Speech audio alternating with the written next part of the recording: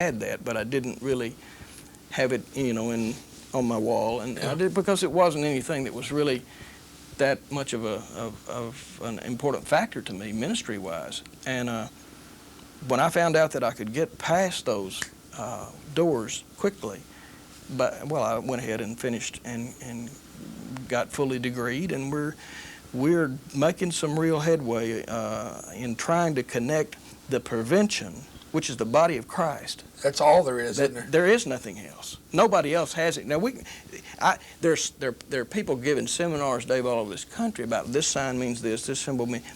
That's good. There is safety through awareness, but the real answer, the solution, you see, Satanism never attacks anything but Christianity of Jesus. They don't attack Buddhism, Hinduism, Taoism, Zoroastrian, no isms, no world religions. Only Jesus. Yeah. Only Jesus. Now, that ought to tell us something. That ought to tell the whole world. That ought to tell the Buddhists something. Well, it should. But the point is, we got in on the other side, and once you get past that closed investigative process, it's all wide open to you over there.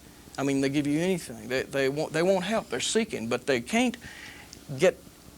They don't know how to disseminate the information. I'm not speaking about all of them. I'm saying that the general trend now is that they're having a tough time being able to disseminate what they see because they're afraid it'll panic the public and they just sit down on it and disseminate nothing when the public knows something's going on. So what we're trying to do is connect the investigative process and the prevention. I believe we've been keying in on the sensational aspect of picking up a done deal, so to speak, a dead kid. You don't resurrect dead kids, it's already over. And not paying any attention to stopping it before it gets there. So all of the things that are coming out now are coming out because of... Some of the things that are coming out, I picked up one of the items, and I have to recall that a lady sat just recently where you sit right now, and she told the most bizarre story of a human sacrifice that was done. It wasn't a woman, pardon me. It was another gentleman who's a doctor of psychiatry, I believe it is. His name slips me right now. Bob Sloan, Dr. Bob Sloan, who sat right here and showed us the confessions of people who witnessed human sacrifice in crucifixion. And then I pick up some of these quote-unquote comic books that you have here, and it's depicted there in exactly the fashion that it was described by this woman's confession. What are some of these things that children may be into and parents think it's just a comic book? I mean, after all, Marvel Comics, and what are we dealing with now? Well, the entertainment industry basically has gotten us to the point to where we anything is go for them, because we've deified entertainers. Now when I played music, Dave, we were called night people, minstrels. We were not looked. But some of the same people that I played music with are gods today. I mean, it's very difficult for me to even get to them, and it's not. Society has done that. We've become a spectator, performance-oriented society. So anything that comes out of entertainment is an acceptable thing because it's acting. It's not real. But the imagery that it projects, it's not what a person who, and I'm not down on musicians and music. God made music. That's right. But for an example, when you world salad by Annihilator, Slay the Oppressor by Reynolds. I did finish a book called Music from the Dark Side, and it's like bodily dismemberment. Now here's a song by Rigor Mortis. Have you ever heard of that group? No. Well, the point is that the entertainment industry has moved down now to where parents are completely out of the picture as far as knowing what their kids are into. Now, in the 60s, the revolution in thinking hit this country on college campuses. In the 70s, it dropped to high school campuses. In the 80s, it went to junior high campuses. In the 90s, I'll let you figure out where it's headed. Yeah, it's rushed to grade school, isn't it? That's right.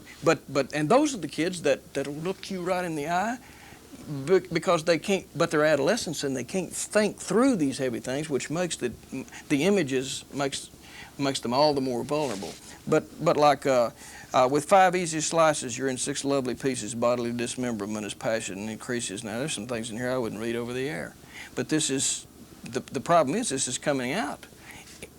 The bands that are coming out of the woodwork now are usually targeting a very young age, because you find as a music industry, as a person grows into the music industry, they kind of rut with one particular feel or band that they like, and they stick there. But these kids out here are wide open. I mean, it's just like my little grandson. Everything's new to him. What's that? What's that? What's that? What? You know, everything's new, and it's exciting when you're trying to. But when you turn a kid loose to the systems that have them for instruction purposes, and they don't know how to express the reality behind what is seemingly real. They don't know that there is another dimension. And these kids begin to be hit with decisions to the point of 5, 6, 7 choices a second. Well, they don't make any. So consequently, it's just too much of an onslaught. They can't think it through. They flow with the tide. Jesus addressed this. He said there are two roads. There are two paths. There are two roads. This one's broad.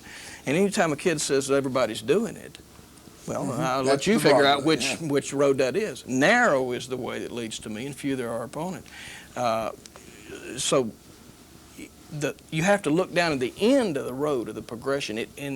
It may seem like a very innocent expression of entertainment to a parent who has worked through a lot of the things that removes them.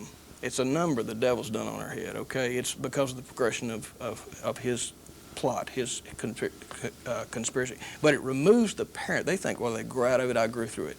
That's not the case. Not anymore. Not anymore. And parents, for the most part, there's no indictment. I guess it is. It's beyond. They don't know where their kids are. They really don't have any involvement.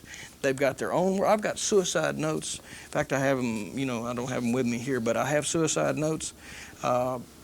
One young lady said, I never thought, Dad, I never thought you ever cared about me. Now maybe that I'm gone, you'll treat my little sister, she named her, and a little better, and maybe even love her.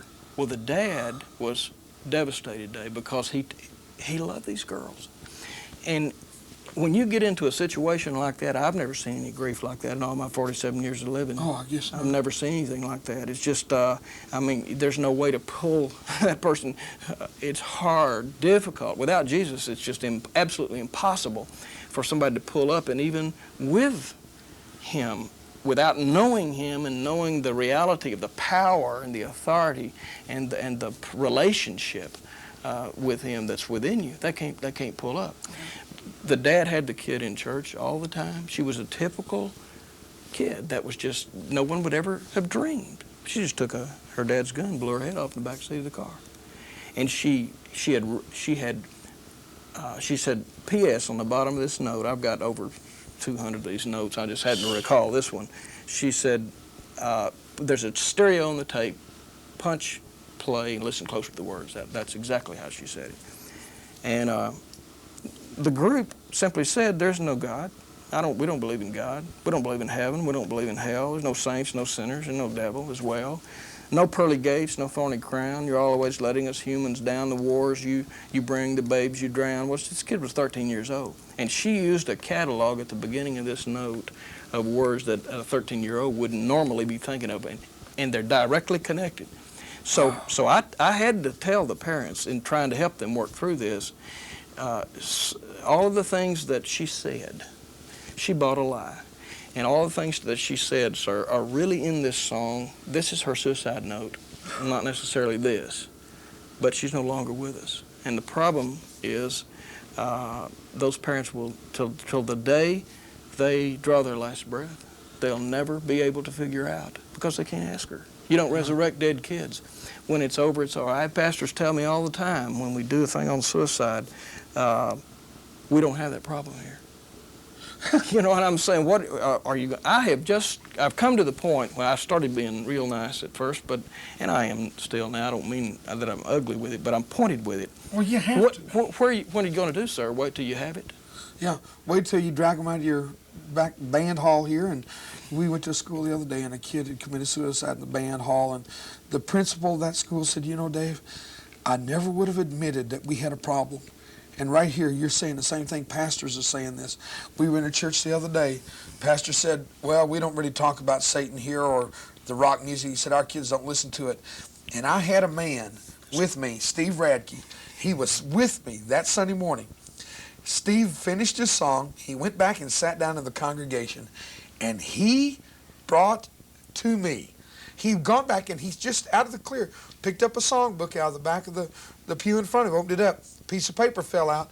Every satanic rock group in America had and some from England, had their names inscribed in the typical logo fashion. Some kid in that church knew them and knew them well. Oh, all of them did. Oh, all of them did. Yeah, all of them. Yeah, see, music is such an accepted form of communication.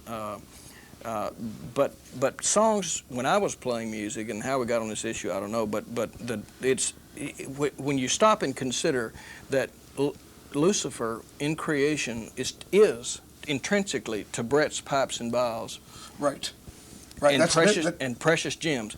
So you have music and light. Precious gems in the scripture always refer to the emanation of light. Mm-hmm. So you have, when you go to a concert and you have 350,000 watts of sound power, 1 million kilowatts of light, you are in an atmosphere of his being, not his doing. He's not picking up presence. Yeah. That's right. Now he's the master at selling whatever he wants to sell. So the band members are really expendable. In fact, they're bigger in death than they are in life, because you can adapt that and market it, and they're not going to mess with you. So they don't really care. Rock and roll eats its own young. It's probably the centered down point, because it's the only place that I know of anywhere that a kid who has Jesus really living in him by his own profession and by some of the activity of his life, he will defend Satan. It's the only vehicle that I've ever discovered that a Christian kid will defend the devil to another Christian with. Yeah. It's unbelievable, the power of it, the awesome onslaught and the power of it, and it's everywhere. Music when I was playing was written because. In other words, you would have an experience and then write a song about it. Mm-hmm. But when the dialectical reasoning process came in on the wings of English bands, and that's directly traceable to Satanism. When it came in on the wings of English bands, the dialectical triad, it gave America this concept of the middle ground. We can get in the middle on these issues, and it blew away the sides. The thesis and antithesis blew that away. So now everybody seems to be nowhere. And that's precisely what Jesus said. I'm going to be on the outside of my own house knocking. When the time comes, and you're in this Laodicean state, you're not hot, you're not cold. We should get one or the other so people know how you stand. So I just tell kids, if there are any Satanists in here, would you please come to the front? Or just stick up your hand. We'd like to know who you are. There's enough love in this room. We can, I just do a reverse invitation. I don't get any. I've never had a hand raised yet. Wow. In all the thousands of kids I've been dealing with over these years, I've never had a hand raised on that issue. I said, I know you're here. You may not know that you are. That you are. One of them, yeah. But you're here. Man, this is powerful. What you're talking about, I regret I don't have every kid I've ever talked to in my life sitting here listening to what you're saying. Well, you have all these cameras here. I mean, can it? At least we're on the right track. Yes, we are. Put it in the can. But I'm saying that the whole conspiracy is so intricate that when you stand up to try to deliver the message, the people don't have ears to hear. You may, because it's above their thinking processes. All most people do is get up, go to work, come home, go to bed. Get up, go to work, come home, go to bed. We are a doing-oriented society. See, we're set up. We're not a being-oriented society. When I go in on Satanism and do a 2-hour seminar spinning off of the slides and all the pictures and the things and trying to show who they are, what they do, when they do it, where they do it, how they do it, why they do it, the guts of this magazine, simple. It's a simple expression, only way I've ever been able to get a handle on a purely subjective type of religion. When I go in and do that, people say, well, what do we do? And the first thing I have to say is, I can tell you 1,000 things to do and not to do. But you must understand that being comes before doing. You've got to be before you can do. God never created a single human doing, Dave. He created Oh, human that's beings. well said. Well said. If we don't have a personal relationship